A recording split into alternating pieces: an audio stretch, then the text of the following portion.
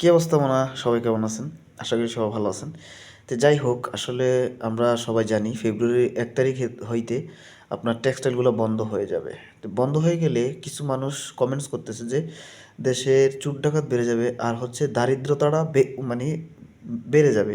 তাই আমি বলবো, যদি দারিদ্রতাই না থাকে দেশের মধ্যে, তাহলে আমাদের যে বর্তমানে সরকার আছেন, ঠিক আছে, ওনাদের ব্যবসাটা হাসিল হবে না। ঠিক আছে, আমি নির্দিষ্ট করে ওনাকে বলবো না, আমাদের পরে যারা আসবে তাদের বলবো, বা আগে যারা ছিল তাদেরকেও বলবো যে আসলে যদি দেশে দারিদ্রতা না থাকে, তাহলে তারা কিভাবে শাসন আর শোষণ ওই দুইটাই কিভাবে করবে? ঠিক আছে, এখন বলা লাগে এই যে বর্তমান সরকার যদি দেশে দারিদ্রতাই না থাকে, তাহলে উনি ওনার যেই ব্যবসা, এই ব্যবসা তো মানে বড় লোকের কাছে যায় করতে পারবে না। আপনারা তো সবাই জানেন। ঠিক আছে, আমি খোলামেলাভাবে বললাম না তার কি ব্যবসা, যে দেশের মানুষ গরিব হইতে হইব, দরিদ্র হইতে হইব, তাহলে তার ব্যবসাটা চলবে।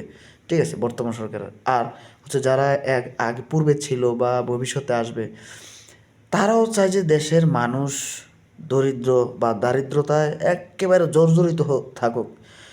দরিদ্র না হইলে একটা এলাকা বলেন, দেশের কথা বাদ দেন, একটা এলাকাও যদি মনে করেন চেয়ারম্যান মেম্বার বা যারা সর্দার মাতবর আছেন, তার এলাকার আশেপাশে যদি মানুষ দরিদ্র না হয়, তাহলে শাসন আর শোষণ দুইটার একটা ঠিক মতো হয় না।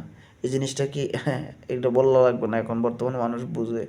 ঠিক আছে, দরিদ্রতা না থাকলে, দারিদ্রতা না বললে আমরা শাসন করব কিভাবে? ধন্যবাদ সবাইকে। বুঝলে বুঝপাতা, না বুঝলে তেজপাতা।